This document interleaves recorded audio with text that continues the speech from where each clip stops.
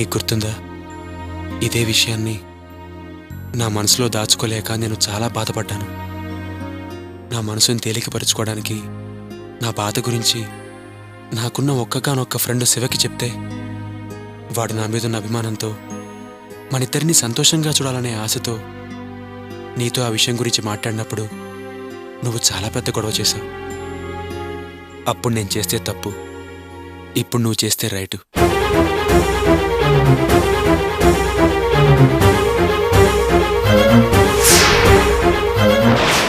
నేనేదో పెద్ద తప్పు చేశానని వేలెత్తి చూపించావు. నీ నోటికొచ్చినట్టు మాట్లాడావు. నేను భర్తని కాదన్నావు. నీ దృష్టిలో అసలు మనిషినే కాదన్నావు. ఆ మాటలు నన్ను ఇప్పటికీ వెక్కిరిస్తున్నాయి. అర్చన, నా మనసు తేలికపరుచుకోవడానికి నేను శివతో చెప్పుకున్నాను. కానీ నీ విషయంలో నాకు బాధేసింది. నీ మనసు తేలికపరుచుకోవడానికి, నీ బాధని చెప్పుకోవడానికి నీకెవరూ లేరే అని నేను చాలా బాధపడ్డాను అర్చన. కానీ ఇప్పుడు నీకు అన్ని విషయాలు చెప్పుకోవడానికి కవిత ఉంది. నిజంగా నాకు చాలా సంతోషంగా ఉంది అర్చన. నేను నిన్ను తప్పట్లేదు, మనస్ఫూర్తిగా చెప్తున్నాను. నాకిప్పుడు నిజంగా చాలా సంతోషంగా ఉంది. కానీ ఒక చిన్న తేడా. శివ నాకు చిన్నప్పటి నుంచి ఫ్రెండ్. కానీ కవిత నీకు ఇంటికొచ్చాకే పరిచయం. అవునా?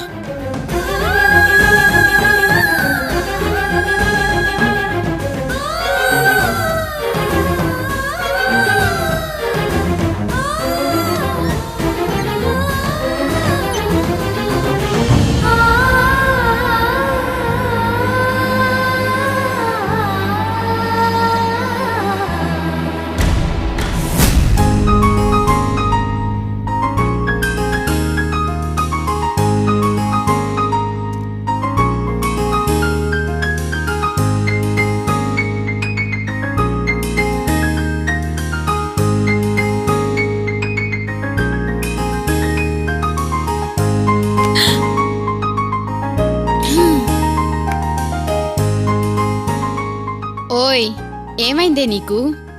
ఇలా చీరలు మార్చి మార్చి కడుతున్నావు. ఇది ఇప్పటికీ 6వ చీర. ఎందుకంత హైరాణ పడి ఇన్ని చీరలు మార్చడం? పైగా కొత్త కొత్తగా ఉన్నావు. చాలా చక్కగా రెడీ అయ్యావు. ఏంటి సంగతి?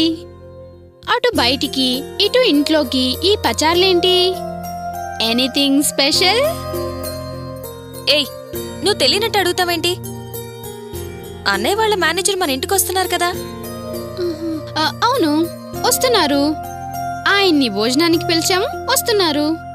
ఆయన రావటానికి నీ షోక్కి సంబంధం ఏంటే? ఆయన ఏమన్నా నిన్ను పెళ్లి చూపులు చూడ్డానికి వచ్చే పెళ్లి కొడుకా? ఏయ్, పోవే. నేను పోతాను, కానీ అసలు మ్యాటర్ ఏంటో చెప్పు. నువ్వేమన్నా ప్రపోజ్ చేసావా, లేక ఆల్రెడీ అట్నుంచి ప్రపోజ్ ఏమన్నా వచ్చిందా? నిన్ను నీ వాలకం చూస్తుంటే ఏదో దాస్తున్నావనిపిస్తోంది. ఏంటో చెప్తే నేను కూడా సంతోషిస్తానుగా. ప్రియా, నా విషయం తర్వాత చెప్తాను, కానీ ముందు అమ్మ పిలుస్తుంది, వెళ్ళు. ఈ పిలుపులన్నీ మామూలే, కానీ నువ్వు ముందు నీ మనసులో ఉన్న సంగతి ఈ సిస్టర్ చెవులో వేసేయ్. అప్పుడే నేను వెళ్తాను. ప్రియా, చెవులు లేవు, చెప్పడం లేదు. ముందు వెళ్ళు, అమ్మ పిలుస్తుంది, వెళ్ళు.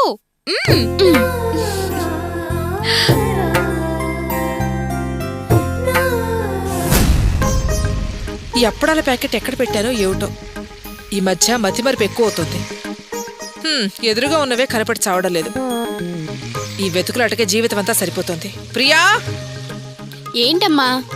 ఏంటి? ఏంటంటావేమిటే? నేనొక్కదానే వంటింట్లో మగ్గిపోతుంటే కాస్త సహాయం చేద్దామన్న ధ్యాసన లేదే మీకు? వచ్చాను, కానీ ఏంటి ఈరోజు వంటలు గుమ్మగుమ్మలాడుతున్నాయి? చాలా వెరైటీస్ చేసినట్టున్నావు. అవును, ఈరోజు ఏమన్నా పండగ? పండగేం కాదు. వడలు పాయసం చేసావు, ఏంటి స్పెషల్? పండగేం కాదే. మీ అన్నయ్య వాళ్ళ ఆఫీస్ మేనేజర్ గారు మన ఇంటికి భోజనానికి వస్తున్నారు. అందుకే ఇవన్నీ చేశాను. పాప అతను బ్రహ్మచారి కదా, రోజు ఆ హోటల్ చప్పడి కొడు తింటాడు కదా, ఏదో కాస్త నోటికి రుచిగా ఉంటుంది కదా అని వండాను. మరీ మంట తగిలి మనకింటికేసి రాకుండా పోడు కదా.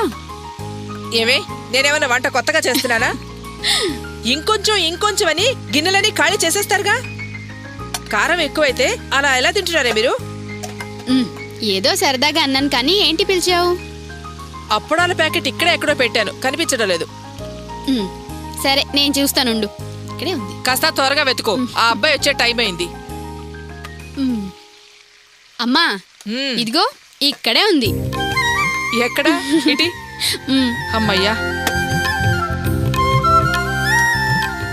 అమ్మా వడ సూపర్, చాలా స్మూత్ గా ఉంది. ఇంకా దీనికి చట్నీ తగిలిస్తే అదిరిపోతుంది. ఇంకా అసలు అన్నం అడిగే పనే లేదు, వడలతోటే లాగించేయొచ్చు. ఇంత రుచిగా ఎప్పుడూ నువ్వు ఇంతకు ముందు చేయలేదు, నేను తినలేదు. ఆహా ఏమి రుచి. ఏయ్, వడమే చెయ్యేస్తే వాత పెడతాను. నువ్వు భేష్ భేష్ అంటూ లాగించేస్తే ఆ బేసిన్ ఖాళీ అయిపోతుంది. పోవే, వెళ్ళవతలకి. అమ్మా ఒక్కటి తీసుకుంటానమ్మా. అమ్మా ఏ అరే వెళ్ళమంటుంటే.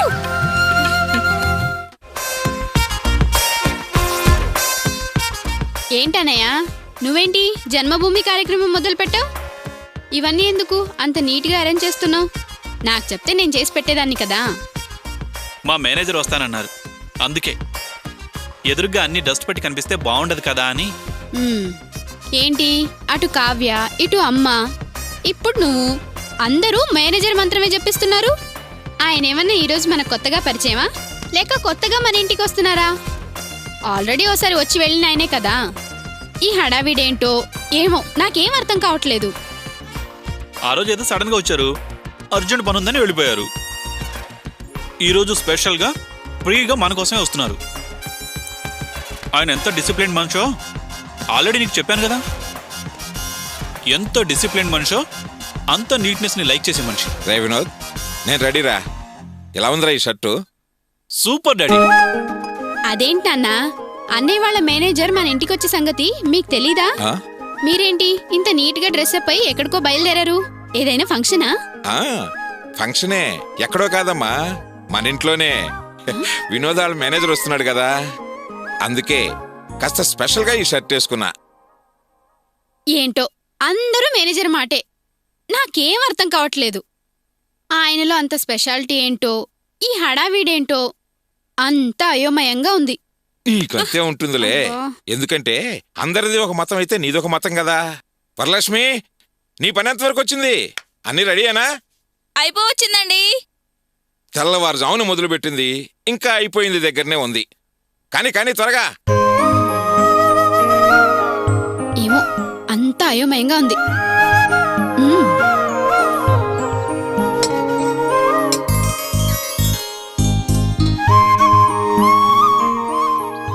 అత్తయ్య, అంకుల్ ఎప్పుడొస్తారు? అది అర్థం కాక నేను జుట్టు పీక్కుంటున్నాను. ఏదైనా పనుండి ఆగారేమో, వస్తారులే. నాకు చాక్లెట్లు, బిస్కెట్లు, ఐస్ క్రీమ్లు అవన్నీ తీసుకొస్తారా? అన్నీ తీసుకొస్తారు. అన్నయ్య, మీ మేనేజర్ గారు వచ్చారు. వస్తున్నానమ్మా.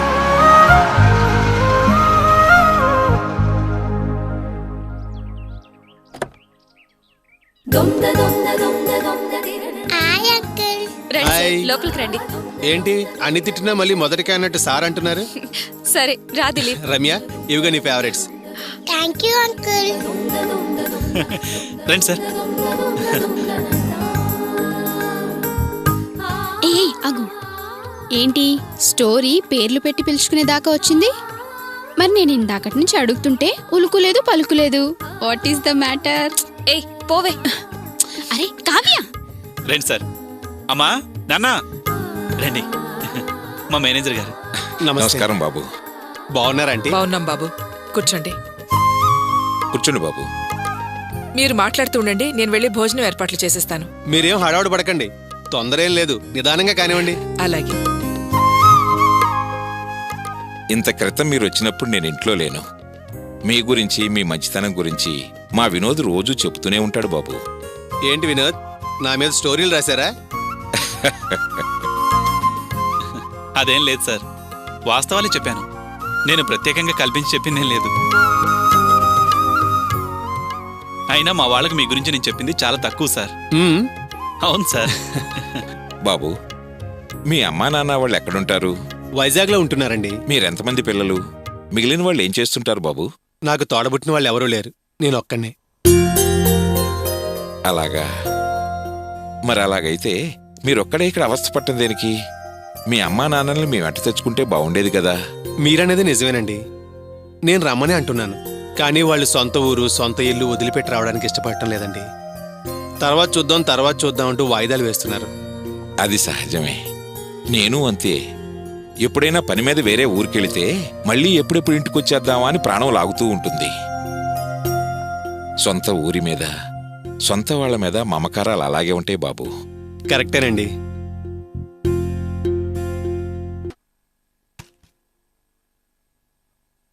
రండి, భోంచెద్దురు గాని. అప్పుడే ఏం తొందరండి, కాసేపు కబుర్లు చెప్పుకున్నాక తినొచ్చు కదా. తిన్న తర్వాత తీరిగ్గా అందరూ మాట్లాడుతూ కూర్చోవచ్చు. కాసేపు అని కబుర్లో పడితే చేసినవన్నీ చల్లారి చప్పబడిపోతాయి. వేడివేడిగా తింటేనే రుచి బాబూ. అమ్మ చెప్పింది కరెక్టే, చల్లారితే టేస్ట్ మారుతాయి. పదండి భోంచేద్దురు గాని. రండి బాబు. కావ్య, సార్ని తీసుకెళ్ళు. రండి.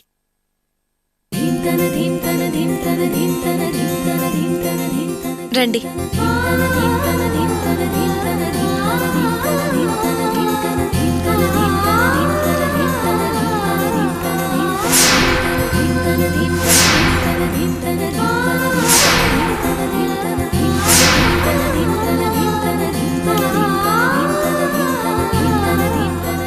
Thank you.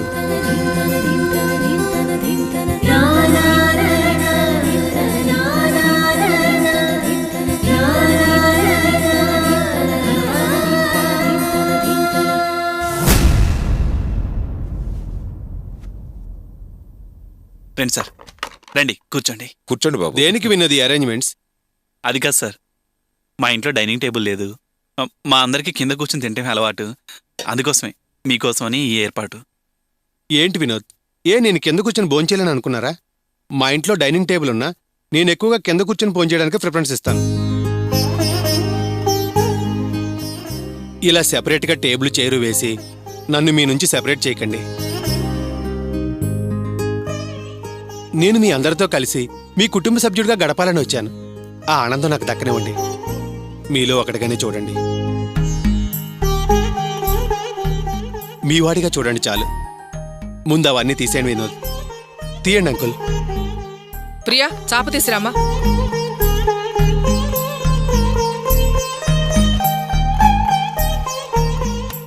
సరిగ్గా వేమ్మా. కూర్చోండి బాబు. వినోద్ కూర్చోండి. అంకుల్ కూర్చోండి. లేదు సార్, ముందు మీరు కానివ్వండి, నేను తర్వాత తింటాను. ఇప్పుడేగా చెప్పాను మీ వాడిగా చూడండి, మీలో ఒకడిగా చూడండి అని. అవి తీసేమంది మీతో కలిసి కూర్చొని భోంచేయడానికి. నేను ఒంటరిగా తినడానిక మీ ఇంటి దాకా వచ్చింది. అందరు కూర్చోండి. ఇంకో చాప తీసిరావే. కూర్చోండి వినోద్. అందరూ అంటే అందులో మీరు ఉన్నారు. మీరు కూడా కూర్చోండి ఆంటీ. నేనా?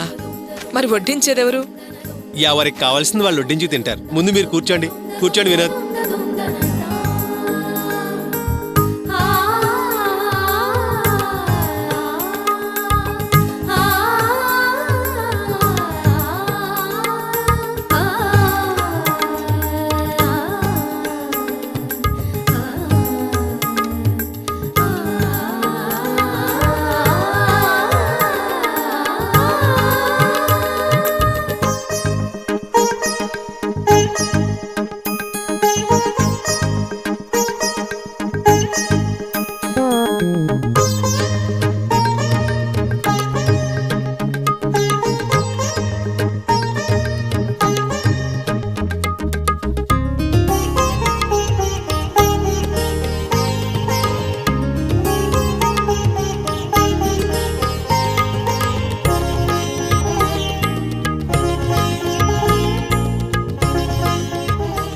ప్రియా, తాంబూలం తీసుకురమ్మా.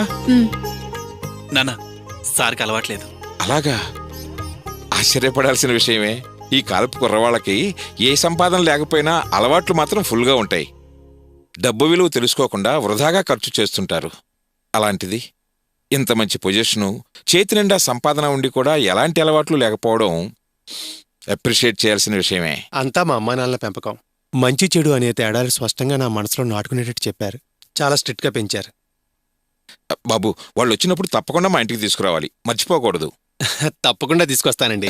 నాకు ఈ ఊర్లో మీకంటే కావాల్సిన వాళ్ళు ఎవరున్నారు చెప్పండి.